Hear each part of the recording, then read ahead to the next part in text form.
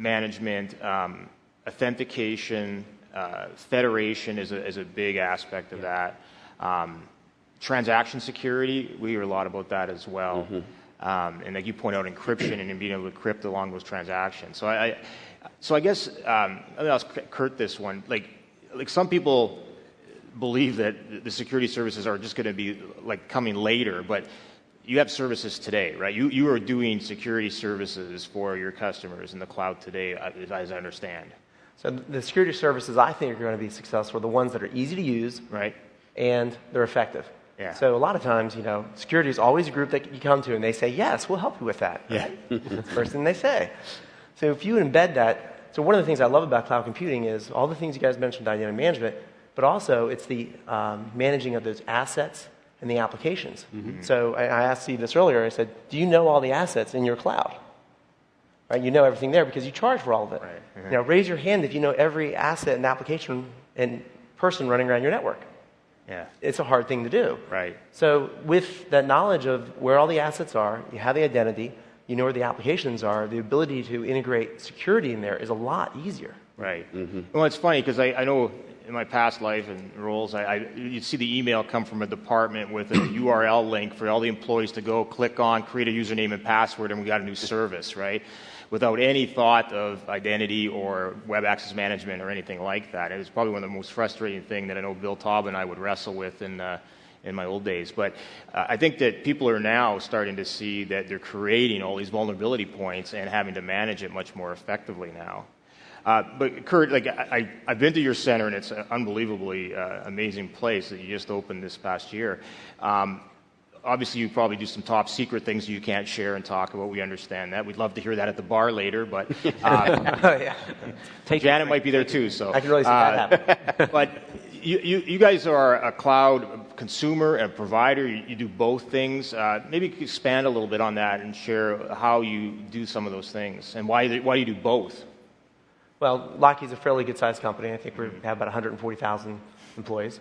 And in our R&D group, we wanted to move faster, but also have the security embedded. So we started building our own secure with our partners, with like CEA and some of our other partners that you've seen here, building our own secure cloud and embedding a lot of the security that, the compliance issues and meeting different standards our customers have.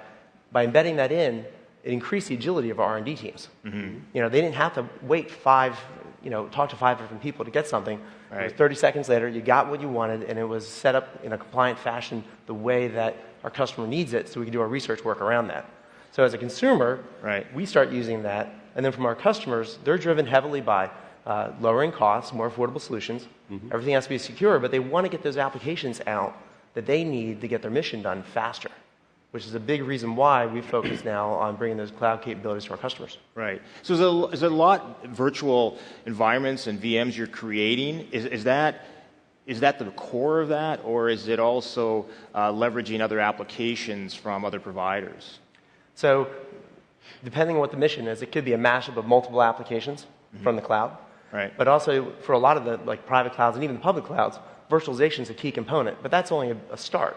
And that's then you have the automation, embedding the security things and components in there so you can actually be proactive versus reactive. Okay. So Steve, what cloud services do you think consumers will leverage the most? All of them. Oh.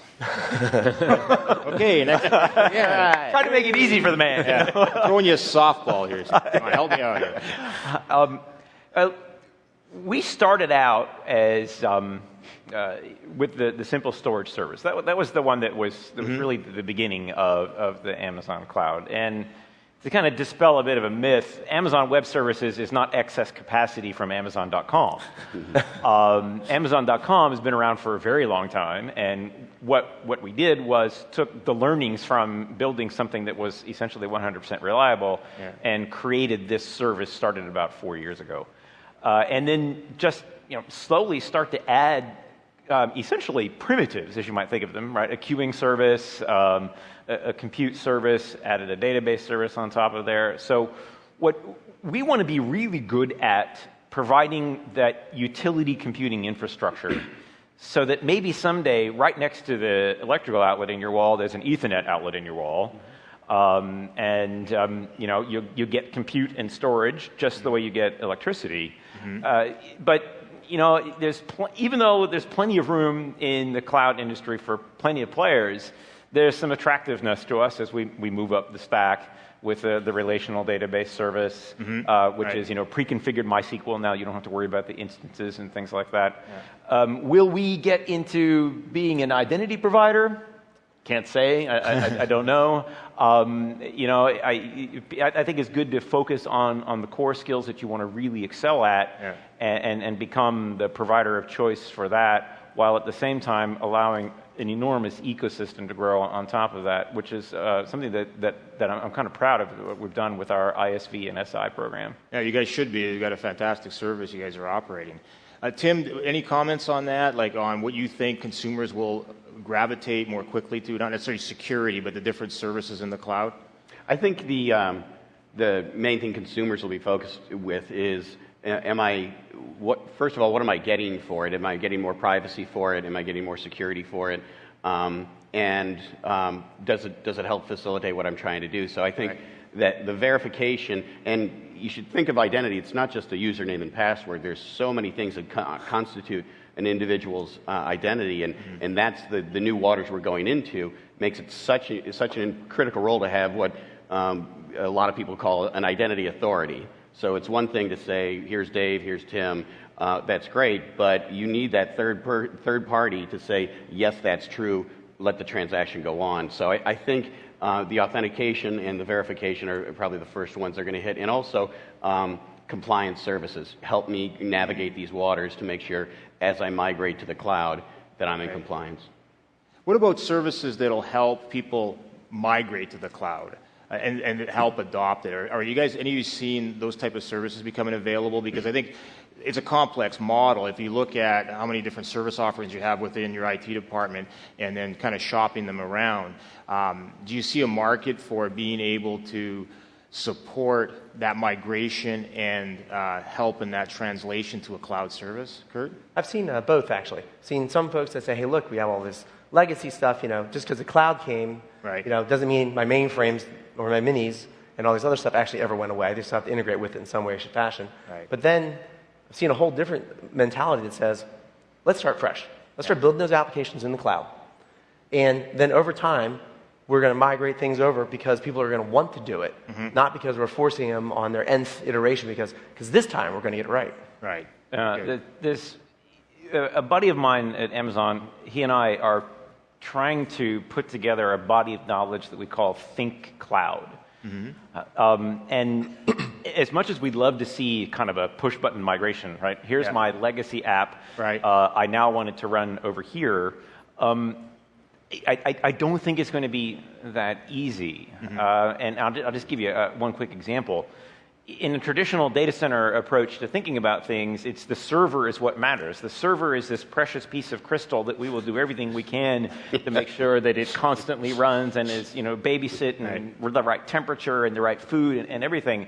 In the cloud, servers are disposable horsepower. Yeah. They come and they go.